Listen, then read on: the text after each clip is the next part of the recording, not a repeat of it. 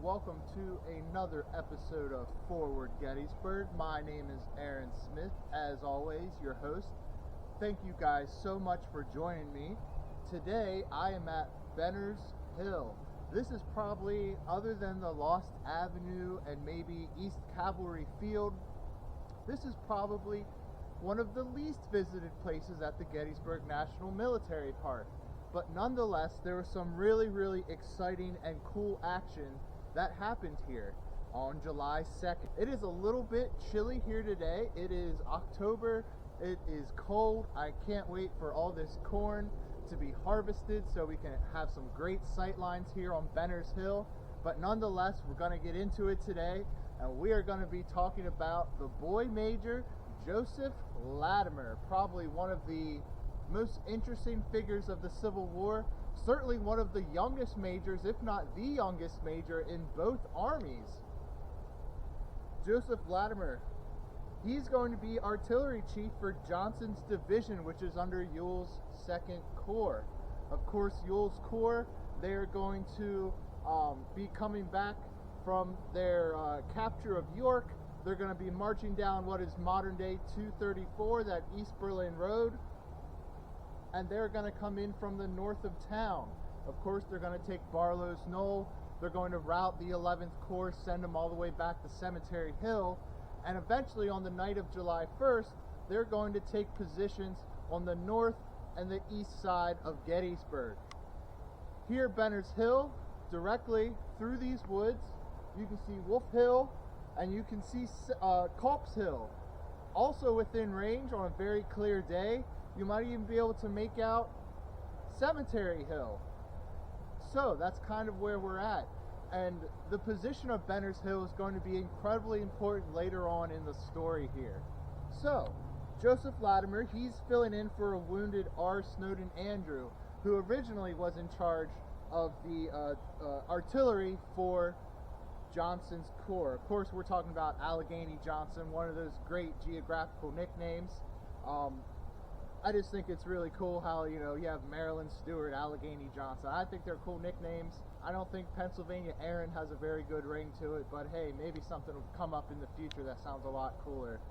Joseph Latimer, he's going to be born on August 27th, 1843 at Oak Ridge, Virginia. He's going to be 19 years old at Gettysburg. He's going to be in charge of a battalion of artillery. He's going to have 16 guns under his charge. I don't know about you, but when I was 19, I was doing really stupid stuff. So just the amount of responsibility for an entire division's artillery to rest on this 19-year-old. But as we'll find out, Joseph Latimer was certainly up to the task. He's going to study artillery at VMI, the Virginia Military Institute. And his instructor is going to be the famous Thomas Jonathan Jackson. Stonewall Jackson is going to be his artillery instructor. Jackson was one of those instructors who was very strict, didn't like to take time to answer questions. If someone didn't get something in his class, he would merely repeat the lesson this next day. So he was a very down to business, nose in the books type of instructor. So I think that's really going to influence Joseph Latimer here at Gettysburg when it comes to the artillery action here on Benner's Hill. He is going to serve first as a cadet drill master in the summer and spring of 1861, and he's going to be commissioned a first lieutenant. He's going to see action with Stonewall Jackson. Hey, that rhymes, Action Jackson. They're going to see some action under Stonewall Jackson in the Shenandoah Valley campaign, and he's going to set himself above his peers. He's going to prove himself as a worthy and capable artillery commander. He's going to distinguish himself at 1st Winchester and Cedar Mountain, of course, during the Valley campaign, and he's going to command a battalion at Fredericksburg even. In March of 1863, he's going to be promoted to major, and everyone was so impressed with him that even Richard Buell called him Young Napoleon. Of course, we know Napoleon, he started out in the artillery as well, so that's a huge compliment coming from such a great commander as Richard Buell. However, his peers, because of Latimer's short stature and his age, his peers will call him the Boy Major.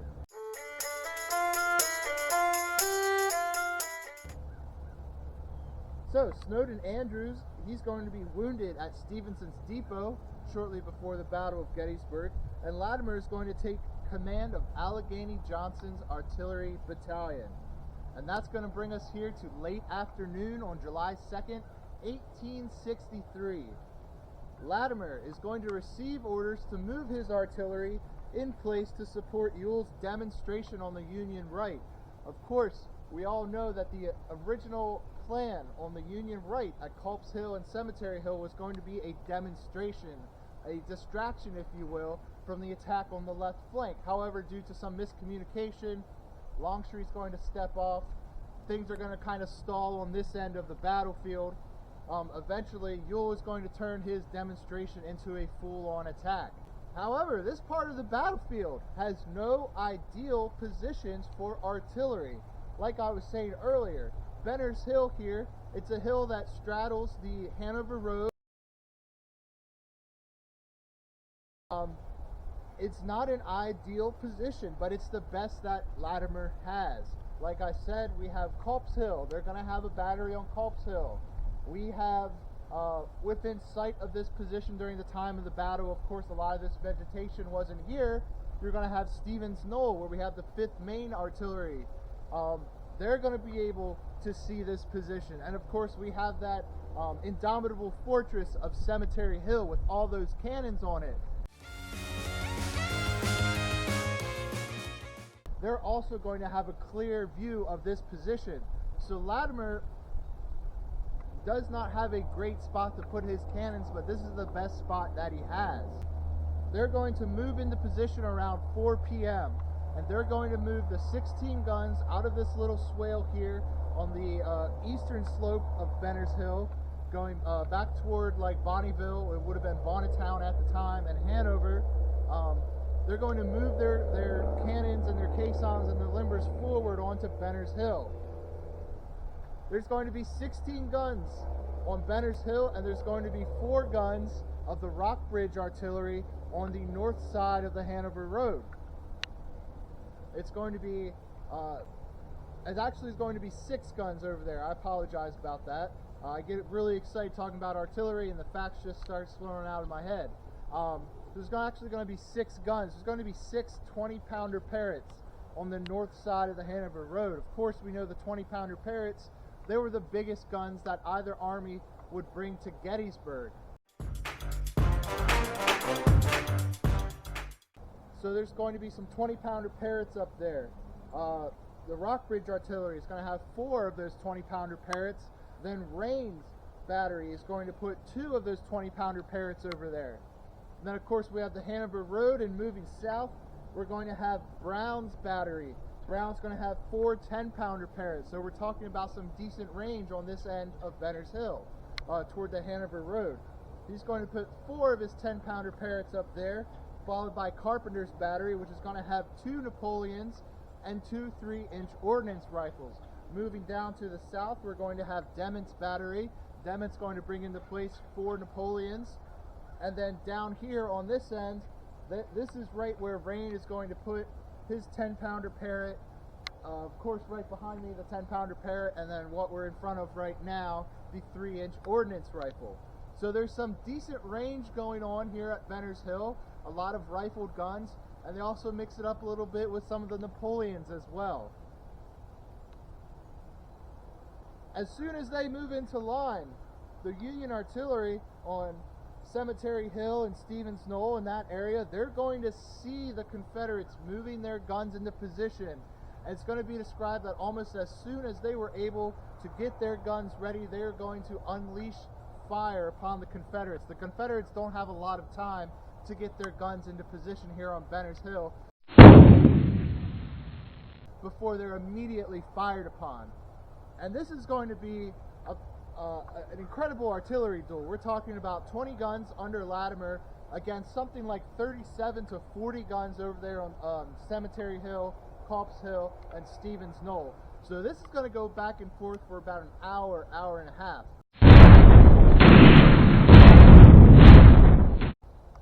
And this is going to be an incredible artillery duel. Of course, we know about the artillery barrage on July 3rd, preceding Pickett's charge.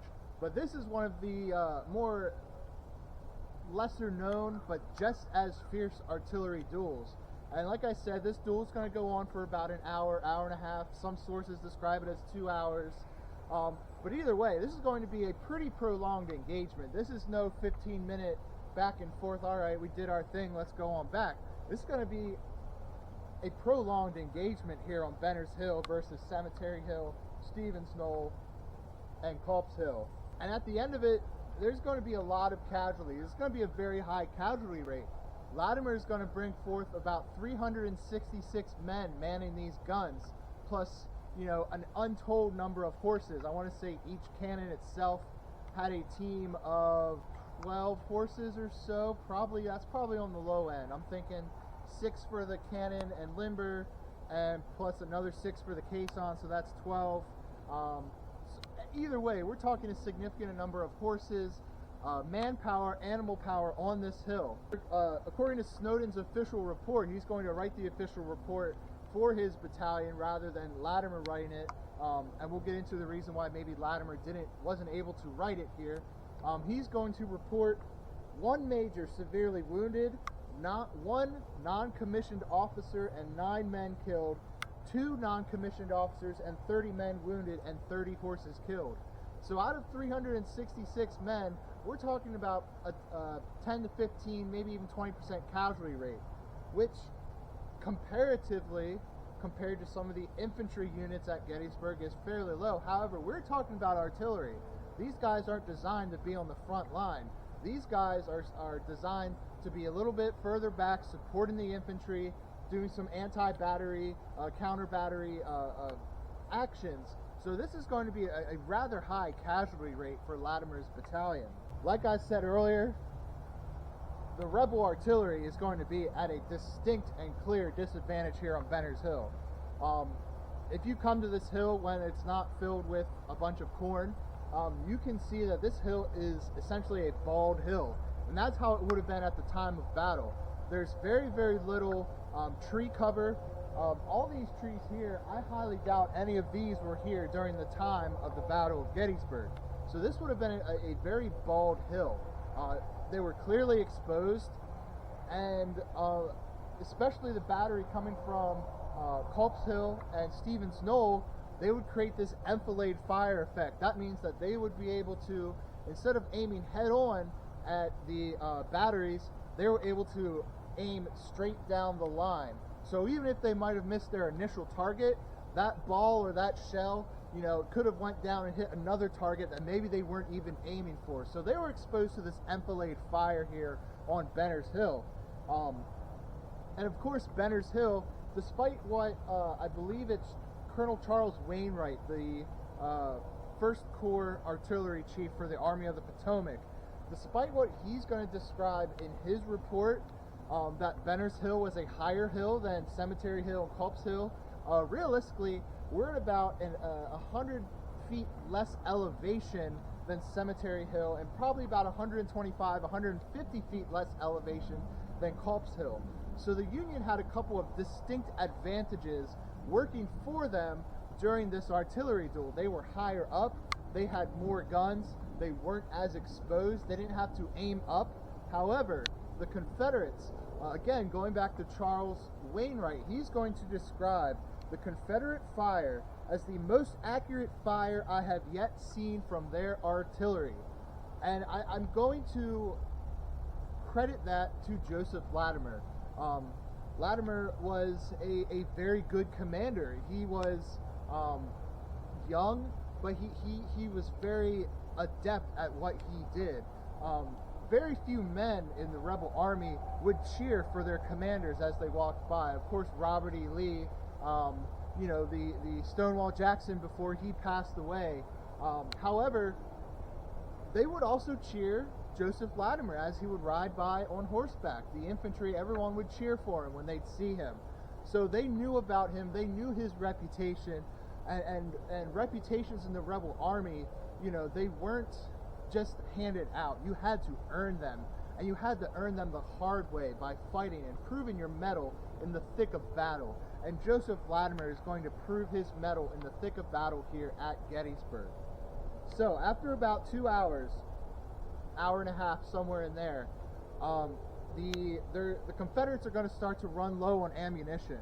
During this entire standoff that they have with the Union artillery, they're going to fire about 1,147 rounds out of 20 guns. You guys can do the math on that for the course of 60 minutes, 90 minutes, but that's an incredible amount of lead and shot coming from this hill within a small time frame of an hour, hour and a half.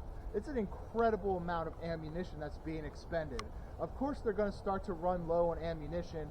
Latimer is going to request to fall back. They're going to fall back here, again, on the east side of the slope in what they describe as a saucer-shaped valley, which is actually just right off of here where I am pointing off to, which is really cool that they are able to describe this saucer-shaped valley, and hey, it's still there. Like, we can put eyes on what they described in their official reports, which I think is always really exciting, and what is great about the Gettysburg National Military Park.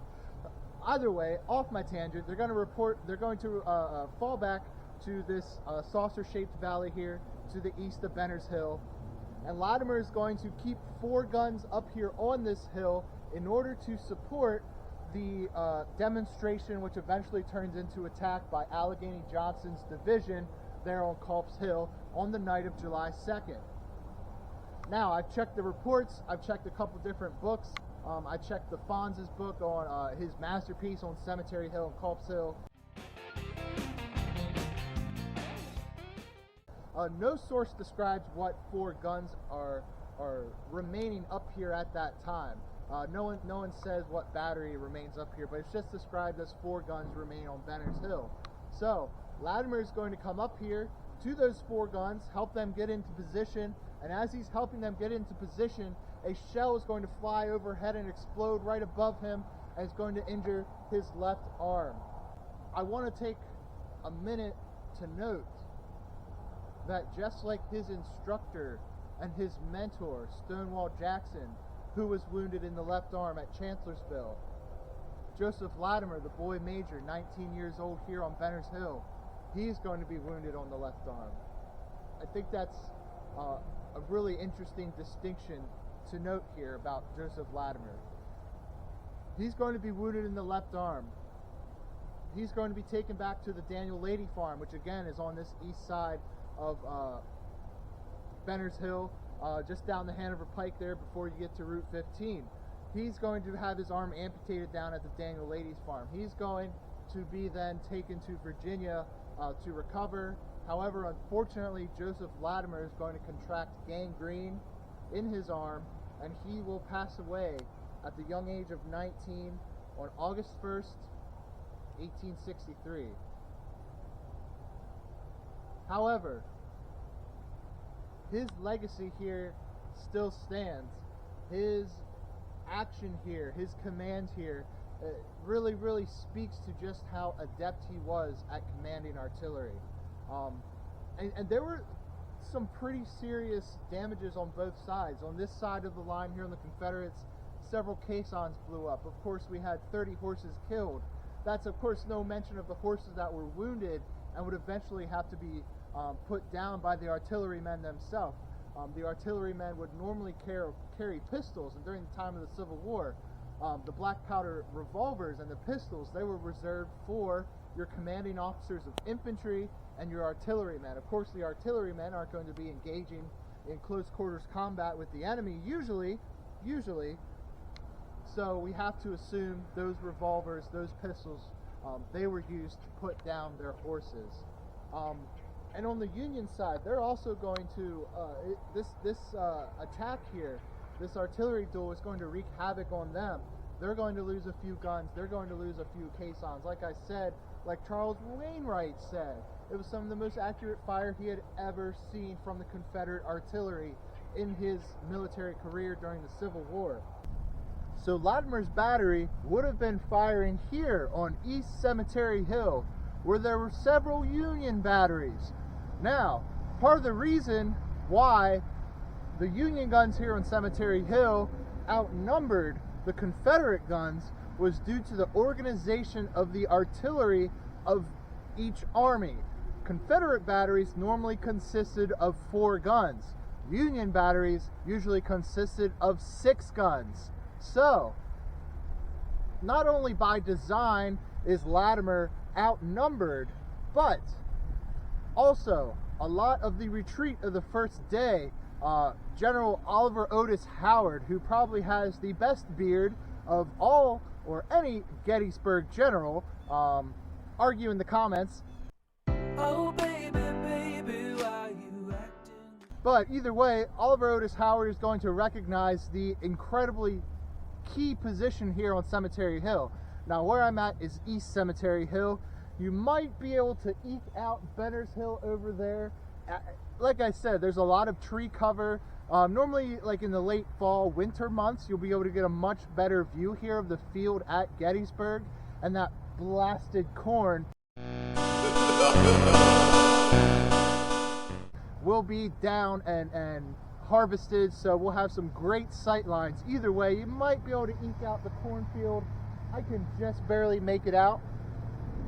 However, these guys are going to have field glasses. These are going to be somewhat experienced artillerymen, and they're going to be able to zero in on that position almost as soon as Latimer puts his guns into position. East Cemetery Hill, great place to visit here on the battlefield. I wanted to get a different view of the other side of what Latimer's battery was actually aiming at over here on East Cemetery Hill. Unfortunately, Latimer is going to do some damage here, but it's often argued later on in the post-war years that Latimer probably should have been trying to use his guns as anti-personnel rather than counter-battery actions. I feel he would have been much more effective if he had actually aimed on Culp's Hill toward the positions of Green's men, Green's brigade at the time. However, they also didn't know exactly where the Union was there on Culp's Hill. Either way, East Cemetery Hill, this would have been Latimer's target there from Benner's Hill and his 20 guns that he had.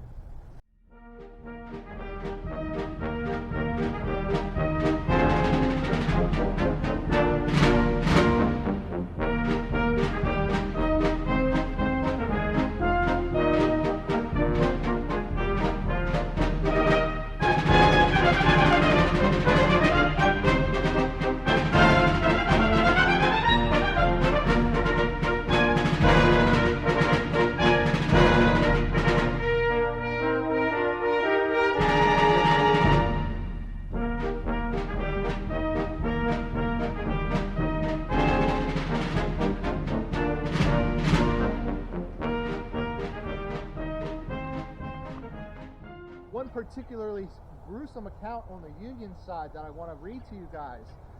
It says that one had a piece of his head knocked off, all the flesh between his shoulders and neck taken away. He was still living when we left Gettysburg. What an awful, awful mental image to have from reading that description. Just the entire flesh in this area of the body gone, and yet the man was still surviving. The young Joseph Latimer, he will pass away, and his legacy will still stand here at Gettysburg on Benner's Hill. Thank you guys so much for joining me. I just want to say, the channel has kind of blown up in the past few days. I've been doing a lot of those YouTube shorts, and I've never really been into TikTok, or for some of you older folks, Vine. But I've just been making some silly little shorts here and there, and those have really taken off with thousands of views. So everybody that's new to the channel, thank you guys so much for joining me. Thank you so much for subscribing, for checking out the content. And for those of you who have been with me from the beginning, again, thank you guys so much for your support.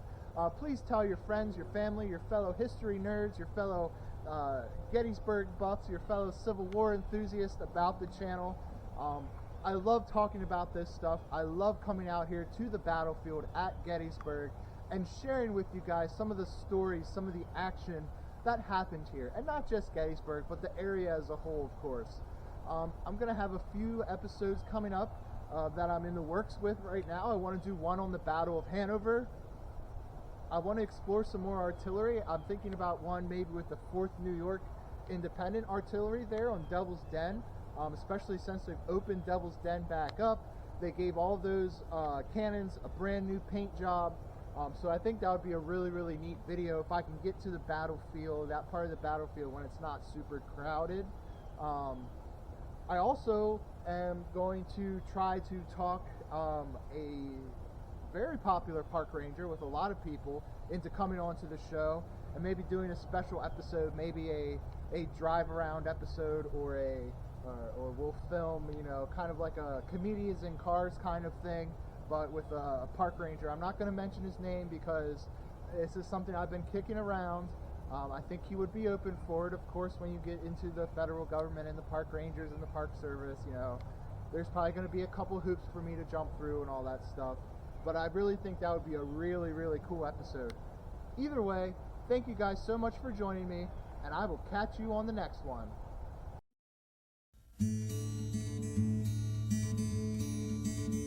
It's funny how the tables have turned. Yeah, it's funny how the tables have turned. Once God's judgment like a candle in me burned. It's funny how the tables have turned. And I sit with my thoughts upon my rotted wooden stairs. I sit with my thoughts upon my rotted wooden stairs. I watch the sun go down and up on my land that is gone bare, and I look at the dust with a rotted wooden stare. I've been waiting on my cows to come home. I've been waiting on my cows to come home, but they gone off to Georgia to find greener grass to roam. I've been waiting on my cows to come home.